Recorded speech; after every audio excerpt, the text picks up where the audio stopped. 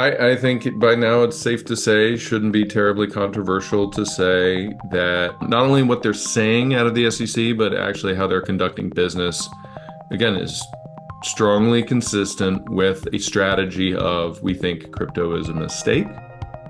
We Mhm. are, if the rest of the world wants to proceed with these disintermediated computer systems, where trading and assets which you can create out of thin air are the realm of the coin.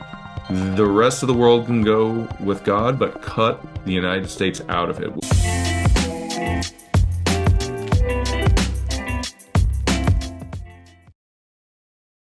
This content is brought to you by BitGo, which is one of the top crypto custodians in the crypto industry.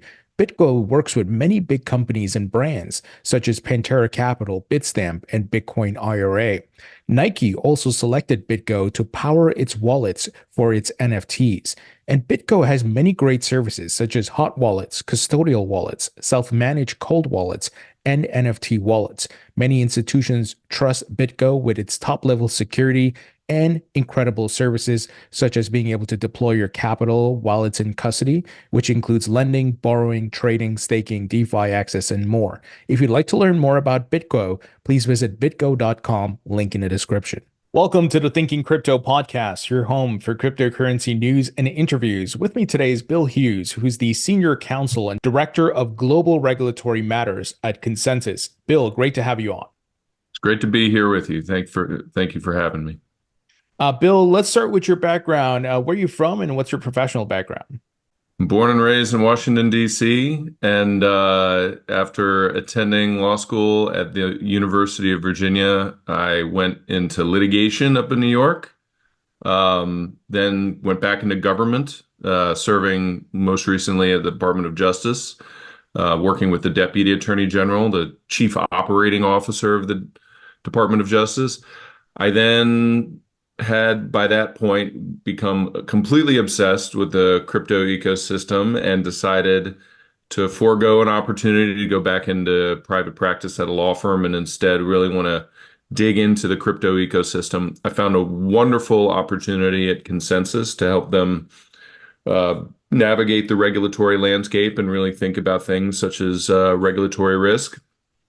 And I've been with the company for 2.5 years, really taking a global perspective on the changing regulatory landscape in the context of the Ethereum programmable blockchain ecosystem and interoperable ecosystems. Mm. Now, was your first encounter with the crypto asset class and technology with Ethereum or Bitcoin, and what was your aha moment? It was Bitcoin. It was 2017. Funny enough, I just flew down to Austin to watch this solar eclipse, the one that hit the North America most recently. Really, the first time I started thinking about Bitcoin and crypto generally was at the last solar eclipse in 2017. Wow. It was a family member who piqued my interest into the subject. He was even back then, God knows, I certainly don't remember what the top 10 coins were back in 2017 in August, but he was researching them while we were all on vacation, and it really piqued my interest. And as soon as I started learning about Bitcoin, I quickly couldn't think about really anything else. So this is like my third cycle now, so I'm getting a little long in the tooth, but it really was Bitcoin that got me interested. And it was really in that cycle where Ethereum was very new and sort of the concept that its proposition was really a new form of internet, Mm. was still not fully explored in the crypto ecosystem, let alone broader society. And I think the idea of a new internet that is structured fundamentally differently, that gives a lot more control and agency and authority to individuals as opposed to intermediaries. It's exciting to see that arc um, slowly evolve over time in my view, a very positive direction. Yeah, absolutely. So give us a quick overview of Consensus for those who may not know about the Sure. So Consensys software was created in 2020 in the summer. I joined basically 6 months after it was formed. It's a U.S. company. It is a software company that works on what really is an entire blockchain stack that works with Ethereum. It was born out of a company which still exists, Consensys AG, or now called Consensys Mesh, which is a Swiss company that was founded. Both have the same founders and CEOs, Joe Lubin who was one of the many people on the project that created Ethereum. That former company still exists. It attracts a lot of projects, incubates them, invests in them, and tries to do what it's done since basically 2016, create an environment where Ethereum has a two-sided market. Developers building useful apps, users coming in and using them, attracting more developers, and having it being a very virtuous cycle. Consensys software, where I'm working, some of those projects came out of the old Consensys into the new Consensys. That includes MetaMask, which I'm sure your listeners are familiar with, the Infura nodes through which most people access the Ethereum blockchain, and a lot of exciting new offerings such as the layer 2 solution Linea, which we launched recently and are looking forward to decentralizing, and other services like smart contract auditing and other things. So it's really across the board. I enjoy very much as a lawyer being on the cutting edge of crypto in many respects and having to stay very up to date on what's going on with the ecosystem, how those new ideas are being received around the world, not only in the market, but by regulators. So, you could find more boring companies to be at, that's for sure. This is certainly an exciting one in the crypto ecosystem to be a part of. Yeah, absolutely. I mean, Ethereum, second largest by market cap, tons of apps and different projects being built on Ethereum. And I think you guys, if I'm not mistaken, and I don't know if I misread this, but over the years, Consensys also works on other blockchains, right? Um, uh, the names escape me, but I believe at one point Cardano, if I'm not mistaken, and some. Not on Cardano. So everything that our offerings generally are interoperable with. Obviously, there's development work in order to expand to ensure, because we want to make sure our offerings are as reliable as they can be for users. They're all interoperable with essentially the way Ethereum works, the virtual machine. So a lot of interoperable chains include Avalanche, Polygon, Arbitrum, just to name a few. And so a lot of what encompasses DeFi is in this ecosystem. So, and a lot of the NFT landscape is in this ecosystem. Excitingly, just in the last year, a new development in MetaMask has been MetaMask Snaps. Mm. Basically, what this is it creates an interface through which anyone can develop an interface that allows the MetaMask wallet to work with essentially a blockchain ecosystem that it previously did not. A huge snap in this regard has been snaps which allow you to use MetaMask for Solana. And so a lot of people are starting to use their MetaMask wallet for Solana NFTs and Solana meme coins and the rest.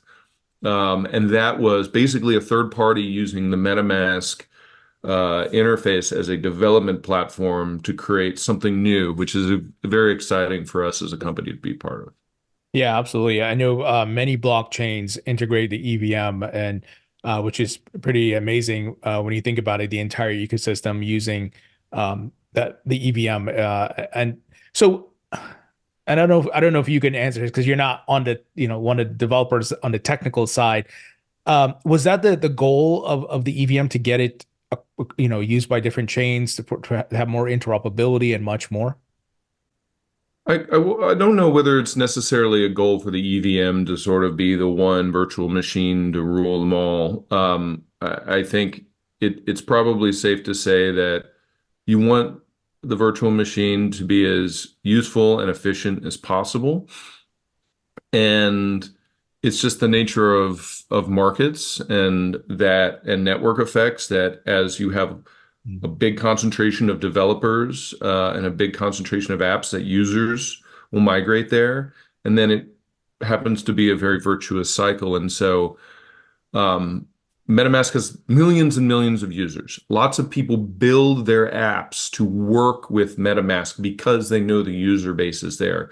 I think the same thing if you're building a side chain or a layer two, the fact that it can be interoperable with Ethereum not only means improved security for your chain to the extent that you can use that base layer as in its decentralization for its security features, but it also comes with a huge community that has been using Ethereum for years now. Um, I think we are still in the process of seeing, especially chains which aren't sort of directly interoperable, how they coexist and interrelate with each other. Bridges have been so far a technology that's trying to meet that need. But, as they say, early days, we'll see how the marketplace and technology evolves to actually connect these different ecosystems. Yeah, absolutely. Now, Bill, Ethereum obviously getting a lot of adoption, second largest by market cap, right behind Bitcoin, of course. And there's a lot of the Bitcoin ETF issuers are looking to get an Ethereum ETF, spot ETF. However, there seems to be some challenges with the SEC and Chair Gensler and so forth. I would love for you to talk about the recent letter that was sent by you and your team to the SEC regarding the approval of the Ethereum spot ETF. Sure. As your viewers may be aware, Bitcoin ETFs went forward basically at the start of this year. There had been a long, drawn-out process to discuss with the SEC and eventually litigate against them to get it approved. There were disagreements as to whether the Bitcoin ecosystem was safe enough for the average person to invest in through these um, basically securities products. Ethereum's going through very much the same process now.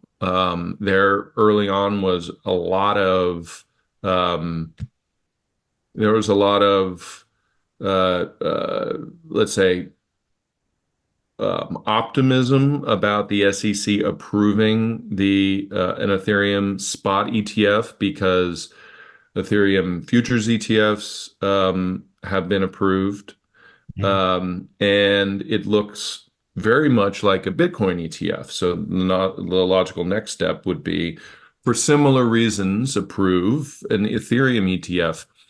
We're getting very mixed signals out of the SEC, specifically in response to all of these applications put in by VanEck, ARK, Valkyrie, BlackRock, Grayscale, and the like. And they're asking a lot of questions about the nature of Ethereum. One of those questions, which because we're on the tech side of crypto, that piqued our interest was basically tell us about the proof of stake consensus mechanism, which is different than how Bitcoin works.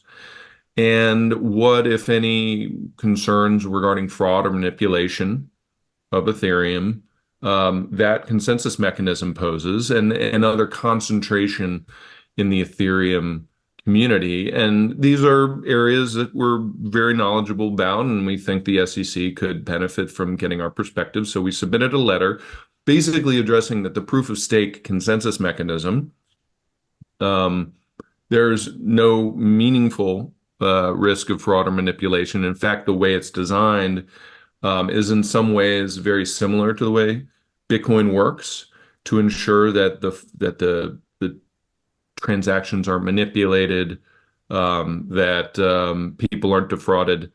But in some ways, it actually improves upon the security model that Bitcoin uses. Mhm. It's more expensive to attack the network. An attack is short-lived, and there's this concept of data finality. The transactions, if you go back enough far in time, you actually can't change the transaction ledger at all. Mm. So for all these reasons, there really should be no question that there are concerns of fraud and manipulation which should affect the decision to otherwise approve an Ethereum ETF. And we were happy to share those comments with not only the SEC but with the broader community. Now, Bill, do you feel that it's not maybe as specific to Ethereum, an Ethereum issue per se, but rather a political one? Because look, the only reason they approved the Bitcoin spot ETF is because the courts made them do it. And you still had two commissioners at the SEC who did not sign off on the approval. Chair Gensler was the third, following Mark Ueda and Hester Peirce. So is this the larger macro theme of we want to slow crypto down or stop it because it's disrupting so many things? Is that the macro? And then we can talk about the micro Yeah. of Ethereum. I think by now it's safe to say, shouldn't be terribly controversial to say that the not only what they are saying at the SEC in terms of SEC leadership, again, SEC leadership is five commissioners, but really one commissioner holds the majority of the power. That's the chairman. Mm. That is Gary Gensler.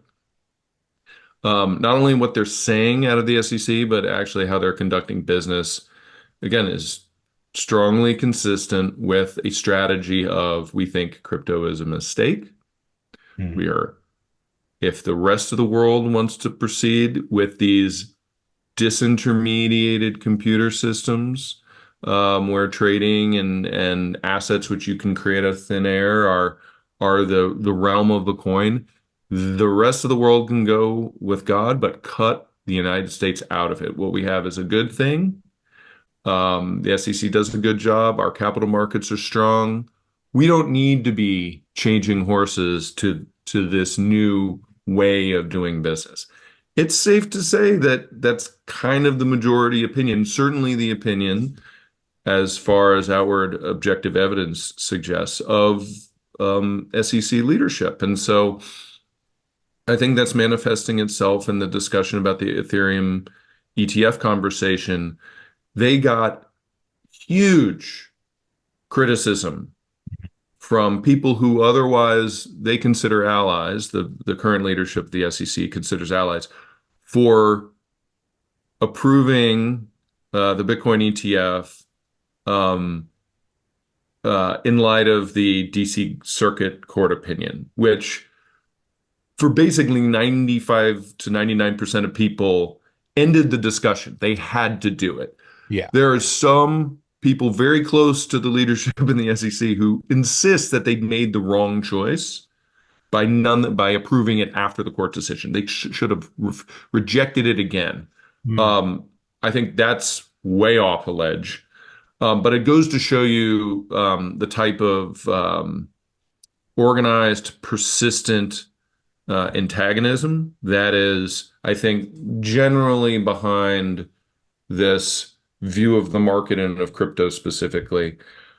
I think you're likely to see litigation again about Ethereum ETFs. But that's largely driven as to like how the SEC actually responds when it needs to formally respond by like May 23rd. That's when we're going to start to get a view behind the curtain as to what the SEC actually thinks as to these things.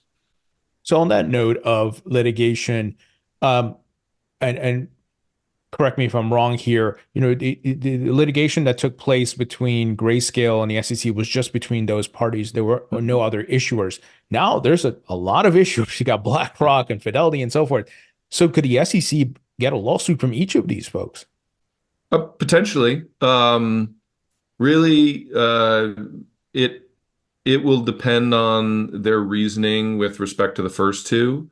Mhm. I'm sure all the issuers are going to be discussing amongst each other, like how do they push forward to, enjoy the rights that they would otherwise have if they think the SEC is rejecting something unlawfully or their logic doesn't hold. They can have that rejection reviewed. It is final agency action that can be reviewed by a court if you think the agency got it wrong.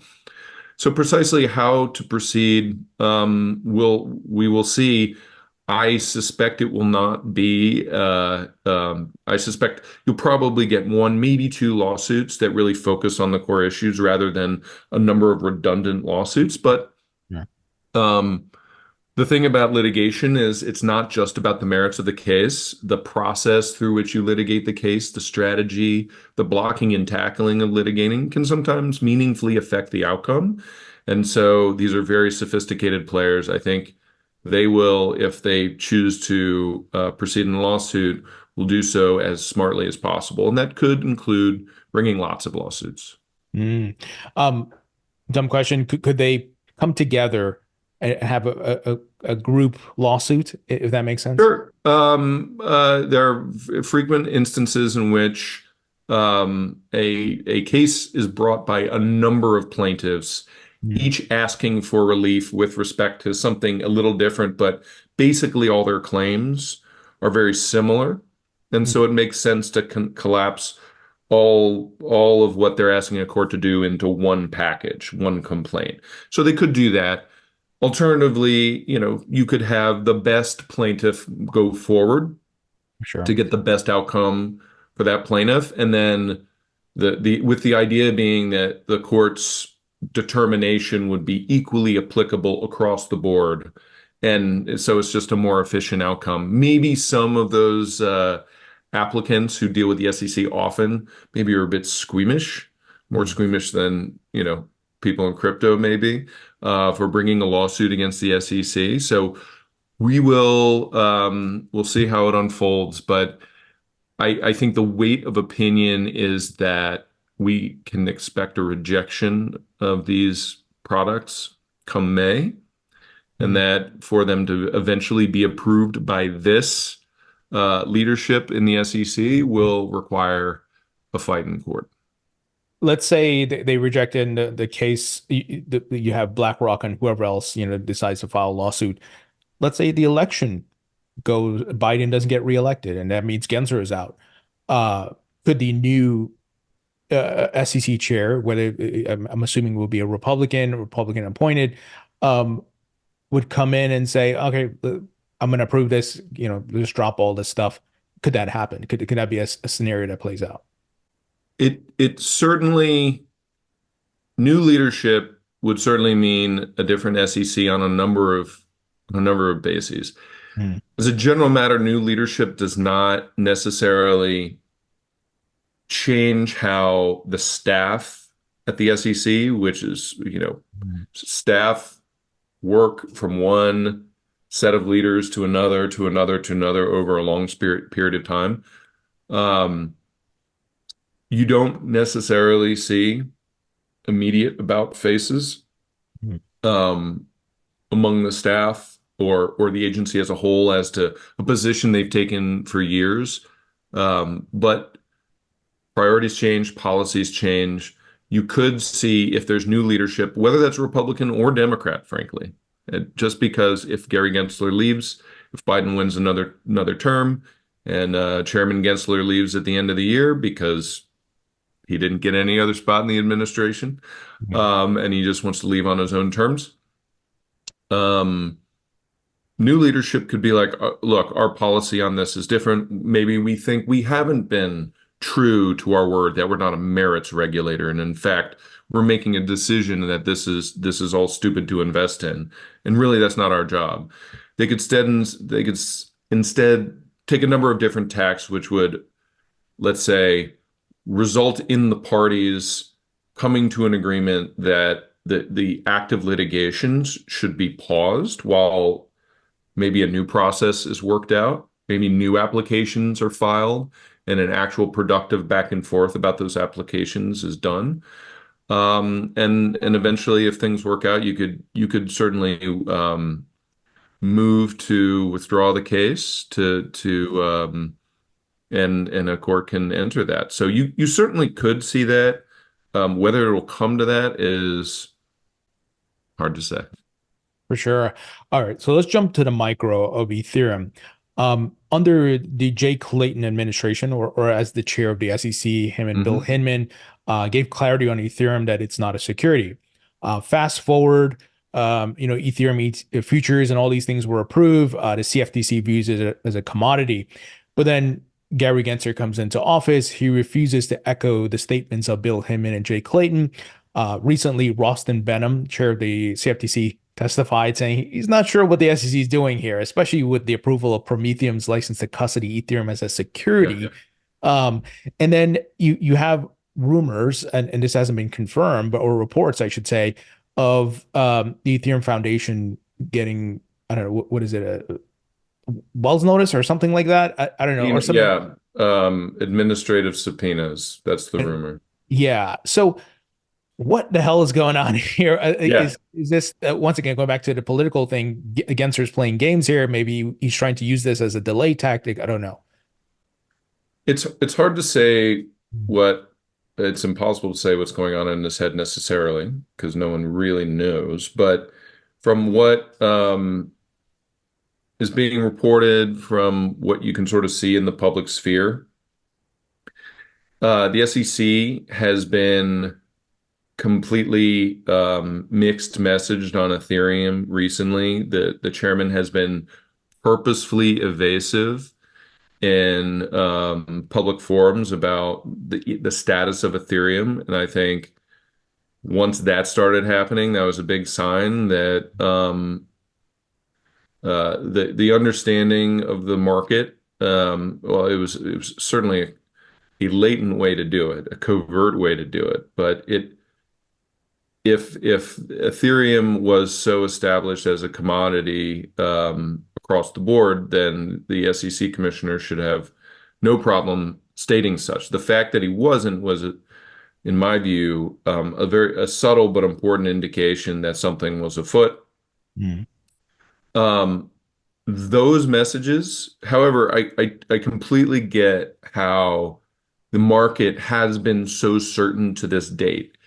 Even looking past what Hinman sent, Mm. even looking past the guidance that they put out, basically describing based on some sort of factors relating to decentralization when something should be considered a security.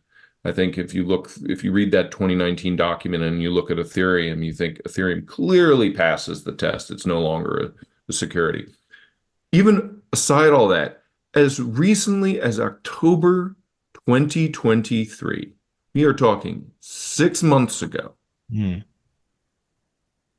the SEC allowed Ethereum futures trading products to be listed on CFTC regulated exchanges called DCMs.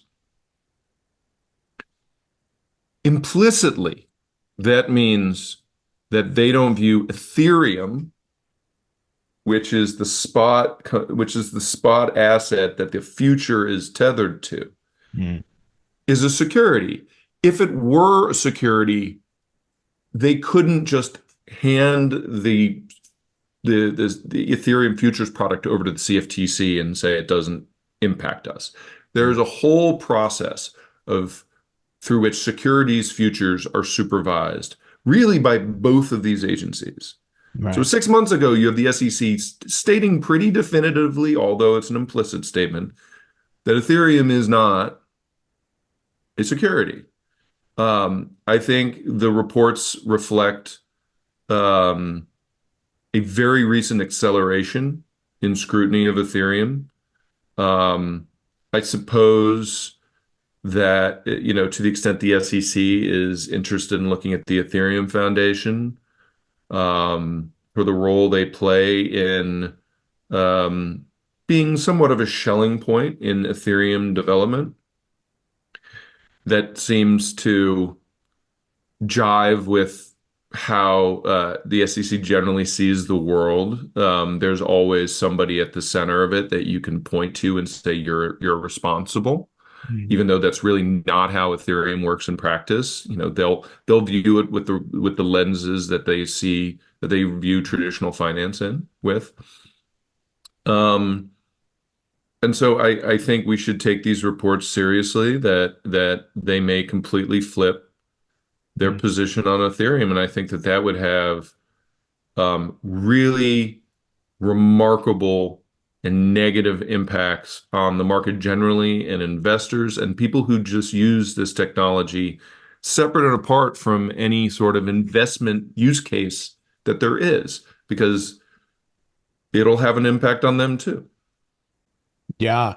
Um, so as you're saying that, I thought of the Ripple case, right? And the ruling that came there, and obviously that hasn't fully wrapped up yet, but there was a key ruling that the asset itself intrinsically is not a security, but it just depends on how it's served up, and there's a contract and whatever it is. So, for example, the judge said, which I'm sure secondary Mhm. market sales not securities, but the institutional sales where maybe there was a contract and Ripple actually spoke to people and so forth. How does that play a factor with Ethereum? I know it's a different setup, Yeah. entirely different. But how does that play a factor in possibly fighting back against the SEC? So, where Ripple and these other cases, even the Coinbase case, the Terraform Labs case and the Coinbase case, where they differ is that the court in um, Ripple looked at Howey and said, well, Howey applies to individual um, contracts, transactions, or schemes. And she said that the units which I'm going to be focusing on here are these specific sales, in Mm, part because that's the way the parties kind of presented the issue to the judge. mm, However, in these other cases, um, the court said, well, you're not limited to looking to specific transactions or to specific contracts. You can also look at schemes. And the problem with a scheme is, from the perspective of somebody in the industry, is the SEC can define a scheme to be as broad as it would like. And all a court needs to do is collect all these odds and ends that the SEC has assembled in front of the judge, saying, this is all a scheme, judge. Everything in here is a security. And the judge says, yes, I agree. It's an entire scheme. And so anything within the scope is considered a securities transaction that needs to be registered. Um, And so that is the scope of the Howey test is precisely the issue which continues to mm. be the club that the SEC wants to bash crypto with, and the point where crypto is in response saying there has to be some limiting principle to this test. It Yeah. can't be a mechanism through which the SEC basically says, whatever we say is an investment contract goes. And obviously, it's not whatever. There are particular Right. boxes you have to check, but those boxes are not terribly difficult in most situations, especially in crypto, when the indicia, the facts that you won't need to pull from and to bring together can be so broad and so diverse. So if the SEC is right, then really they could label almost anything in crypto as securities transaction. And of course, they have the view that of their authority under Howey and also their discretion as an agency to label things as they see fit. Hopefully, courts draw some much needed lines there, and the community say collectively with one voice, no, it cannot possibly be that Howey is a blank check for the SEC to do whatever it wants in this space. And if it indeed is, then all the more reason for the legislature in this country to get its act together and put forward um, meaningful new legislation which sets forth a coherent policy that doesn't set America at the sideline and then in the rear view of this, world-changing technological ecosystem. Hard question for you. What do you think happens first? This thing goes to the Supreme Court because there's this split decisions in different circuits and so forth, or Congress gets their act together and passes clear legislation. It's hard to say. I'd like to say Congress because anything going to the Supreme Court will take years because what you need really, unless it's really a crucial, juicy, um, applicable in this setting, but also more generally issue a federal law or constitutional law, it really needs to be something important that a lot of circuits disagree with, or at least two. We're not even anywhere close to two circuits disagreeing on these issues yet. There are ways for two circuits to take up the issue and decide it, and then you have a conflict, and to do that quickly. But that doesn't normally happen in situations like this. Congress could change laws this year. We can get into this, but I think it's unlikely, Mm. unfortunately, that they will. But who knows what the next Congress will bring? A lot depends on its composition and who's in the White House. I do think, and I maybe I'd be so bold to share this with you. I do think something will happen which will, I think, spur more legislative debate Mm. on these issues, and it has to do with Prometheum, the Mm. special purpose broker dealer. Well, I've had Aaron Kaplan Prometheum on, and yeah, there's a lot of things happening there, and it just I know my gut feeling is something seems shady there. There's something wrong there. Let me fan that fire for you. So basically, when the special purpose broker dealers, I believe this type of entity came into existence basically in 2020, and Prometheum hasn't been approved by the SEC. It was allowed membership into FINRA, which is a self-regulatory organization that sort of does a lot of the day-to-day supervision of like what are SEC rules. And so operating as a special purpose broker dealer, in most instances, you really don't have to go to the SEC and say, Mother, may I do X, Y, or Z? What you do is you basically say, I'm a regulated entity. I'm going to make a judgment as to what I'm able to do. Mm. And I don't need that before I go off and do it. I don't need that decision second guessed or reviewed. So Prometheum on their own said Ethereum is a security implicit in them custodying it. It gets a little murky because under my understanding, based on things I've read, is that it doesn't necessarily need while it should be a security, it may not necessarily need to be. To make matters even more complicated is that um, they may not need to custody only registered securities. Mm.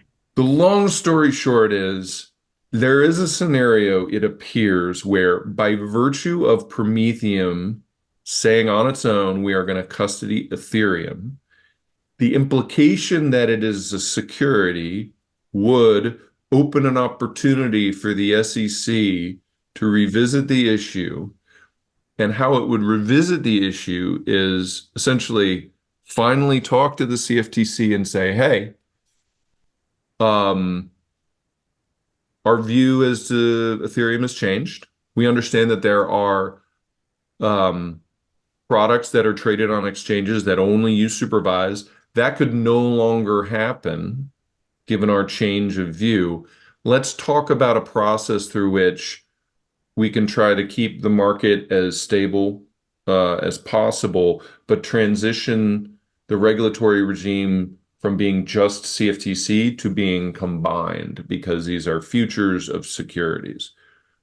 Mm. Um, that has been posited by mostly in question form via blog by some very smart regulatory lawyers. Would it be consistent with these, I think, not too fanciful conspiracy theories from people in the ecosystem about how convenient it's been for this Prometheum to come out of nowhere and be the darling of the SEC and bandied about in front of the press and in congressional hearings, and all of a sudden picking Ethereum? It's all just a bit too coincidental. Yeah. And this is sort of what I just described to you could potentially be the third act of what would be a masterful administrative strategic gambit Mm. to undo years of treating Ethereum as a commodity. We shall see how it plays out. Sure. Um, But the one thing that kept me skeptical of that being the outcome is whether special purpose broker-dealers like Prometheum could custody unregistered securities, not just registered securities, because no one's registered Ethereum and no one practically can. There's some notion that maybe they could. And if that's true, then the last bar for them to being able to custody it would go away. And so I think watching Prometheum closely and how the SEC and FINRA handle Prometheum is going to tell us a lot about the long-term plan for Ethereum here. So Bill, let's say that this is Gary's master plan, right? And under the current administration, Elizabeth Warren and all these people, anti-crypto army and all that, this is the plan to try to classify ETH as a security. There's so many projects built on Ethereum and so forth. Would the next steps be if you were at the SEC to sue the Ethereum Foundation, and what would that look like? Would Consensys enter into battle against the SEC? Would other entities in the crypto industry? What can you tell us there? So there was some, um, I was watching another podcast, I think it was last week, where it was posited that any investigation, uh, any smoke associated with that or with Prometheum was all about providing a basis to deny the ETF. And Mm, it wasn't really an enforcement action in the sense that they were actually trying to build a case that they could then bring to federal court. mm, I actually don't subscribe to that at all. I think that they're going to do everything across the board. I think they're going to deny the application. They will make I wouldn't be surprised if they make as strong of a case and using many different tactics that Ethereum is a security. And with respect to who a case would be brought against, again, one's just speculating. They could do what they've always done and not bring a case against who they assert is the issuer. mm, Ethereum is a security could be an allegation in a case against essentially anyone transacting or offering software and offering a platform where Ethereum's traded. Much like Coinbase, in the Coinbase case, they asserted all the 13 different tokens or securities without, again, bringing those claims against any one of those token foundations or development teams or founders or anything like that. So you could do it that way. So it's unclear exactly how it would happen. I mm, think one thing is for sure, though. I've said this in the past. If um, bringing a case asserting that Ethereum is a security would essentially put everything outside of Bitcoin and some other proof of work tokens that practically nobody cares about. yeah, Um, Saying all of that is within the ambit of the SEC, and the current SEC wants to see all of this go away. right. So Ethereum really would be the last stand, and so much like at the end of Avengers Endgame, where all the different Avengers appear out of the portals to fight the final fight against Thanos. You'd see something similar. I think you'd have Gary Gensler standing across from an entire crypto ecosystem um, loaded for bear to fight a fight which really dictates how the rest of crypto, at least in the short term, goes in this country. So I think it would be a very important fight and one that lots of people would show up for.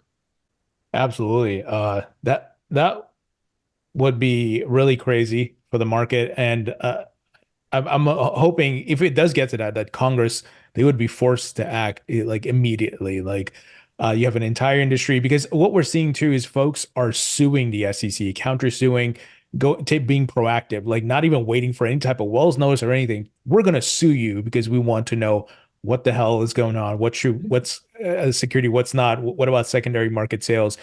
And I want to ask you this, given that both the CFTC and the SEC, many times they have turf wars going on, and um, look, we know they all battle for more budget and who gets more share of the market and reviewing the market.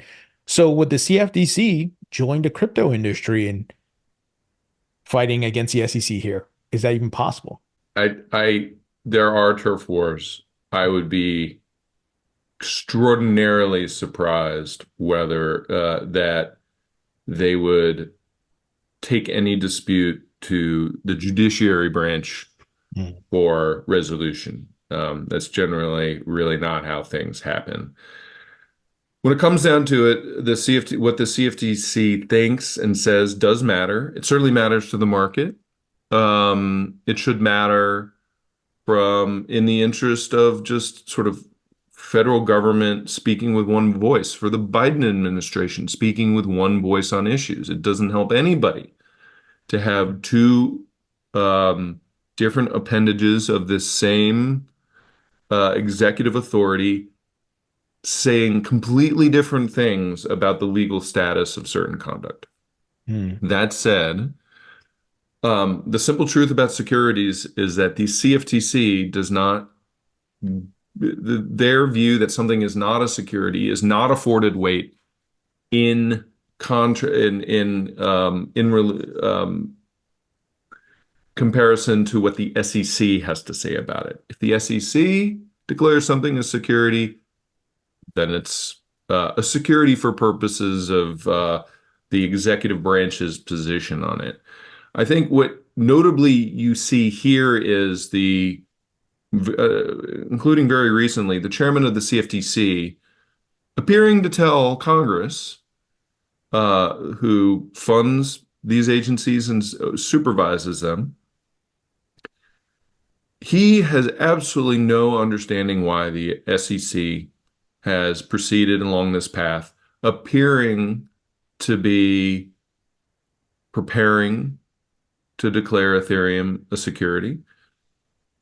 If they were to do that, the SEC has to, for the sake of the market, work it out with the CFTC about what comes next. Mm. There are a couple precedents about things going from commodity status to security status based on how the rules work and how particular funds are operated. And so there's not, it's not like there is no precedent as to these things, but what's clear in those instances, the two agencies talk and come up with a plan. It Yeah. appears that that has not happened yet. And Mm. being a wily political operative like Chairman Gensler, maybe the plan is to ask for forgiveness rather than permission, and Mm. just to go ahead and make it clear publicly that Ethereum is a security in the SEC's view, and then leave the CFTC no choice but to get on the same page with them, rather than try to come work out some sort of compromise beforehand, where the SEC would, conceivably, or that CFTC would conceivably dig in its heels and be like, absolutely not. Ethereum is a commodity, full stop. We'll argue, we'll take you to the mat on this. Who knows how it plays out? It's just clear that the agencies aren't talking right now, Yeah. and certainly everything that CFTC has to say about it, or has said about it historically, is going to be brought up in any fight about the status of Ethereum going forward, and as rightfully it should be. And I think a federal judge would appropriately be alarmed with what the market's been told and what it might be, and the flip-flop, which we may in fact see happen soon. Mm. Now, the House Financial Services Committee, Patrick McHenry and these folks have been hounding Gary Gensler, right, on these issues. There's a couple bills in the House, but it seems like stable coins or the stablecoin regulation is going to be the bill that gets through. But do you think we can at least see the bills make it out of the House, not go through the Senate or get put into law, but at least make it out of the House this year because Patrick McHenry and these guys are making a big push? Maybe. And I think stable coins is a maybe. Mm, I agree with you that out of all of the bills, stablecoins probably has the best chance of proceeding all the way to a bill that would be sent to the White House. mm, I will note that in terms of what has been really standing in the way of the stablecoin bill so far has been the White House, because the Fed and the National Economic Council do not like the way that the original bill was structured. Um, Whether their concerns have been ameliorated, hard to say. I think the next likely bill that would go forward has to do with anti-money laundering, some sort of expansion of the Bank Secrecy Act authorities of Treasury or the sanctioning authorities of Treasury. This is in response to DPRK hacking. This is in response to Hamas using Tether and Binance and other rails to transact in what on a relative basis is a very small amount of cryptocurrency compared to their normal fundraising efforts. right. But that is, Elizabeth Warren will not stop talking about it. Well, has an amazingly impressively poor track record of getting bills actually through the Congress. She's a much better talker and backroom dealer than a legislator by any objective measure. But she's not going to let it drop. She actually has a number of hawkish Republicans who just are very hawkish on national security things, feel very strongly about drug trafficking and child trafficking and the like. And um, so anti-money laundering, especially as it's applied to not just intermediaries, but software developers and their programs, wallets, DeFi protocols. Right. I actually think that has a larger likelihood of going through than market structure, which purports to divide the token ecosystem into commodities and securities. Mm, Um, and so, all the best of luck to Chairman McHenry and the other sponsors, Chairman Thompson, in getting this through. No one's really seen revised language of the bill that they've put forward and have kept very close wraps on. But we'll see what they can do. McHenry, this is his swan song. He'll be leaving Congress yeah. um, before the year is out, and so um, hopefully he is successful in getting these things through. But with the election, with the how evenly divided the parties are in terms of numbers, it's a very tall task at the moment. For sure. Bill, I forgot to ask you about this and how it plays a factor as relates to what the SEC is trying to do. But like BlackRock, tokenizing on Ethereum, PayPal launched their stablecoin in Ethereum. How does that come into play in fighting back against the SEC? I don't know if it does, but maybe showing decentralization, utility, and things like that. I think its biggest application is showing that, this stuff has a future, like Mm. the weird crypto people have been insisting for years now.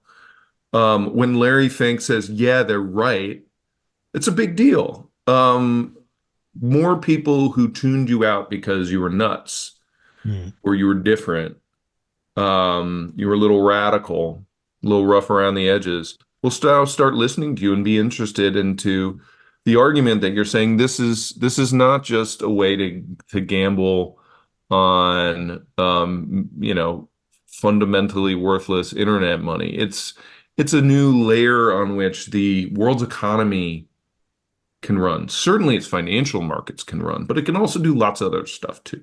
Yeah. Um, so I think it really matters from that perspective. And that really matters when it comes to how legislation and rules are drafted. There are there's sort of a spectrum about how careful legislators are when they're drafting particular language on the negative impacts. They're trying to address a problem. Normally, they're trying to reduce a risk or solve some sort of problem that they see in the marketplace. Whether they're really also hypersensitive to doing something that is unnecessary that would injure that ecosystem, there's a spectrum there. Um, a lot of the folks who we view as very sort of crypto friendly are very sensitive to that. They don't want to pass legislation which unduly squelches, hampers the industry, makes the tech fundamentally difficult to develop and use in the United States. Mm. There are others who just simply don't care. Elizabeth Warren is obviously the paradigm on that end of the spectrum, whereas the purpose of the burdensome regulation is to kill it in the United States and hopefully around the world with any luck. So so you get that sense. I do think things where you can see blockchain as a settlement layer for real world assets in a way that traditional financial entities are interested in leveraging that technology. And maybe even get on the same page with you with sort of evangelizing it as the future, as Larry Fink has clearly started to do. I just think it's positive across the board.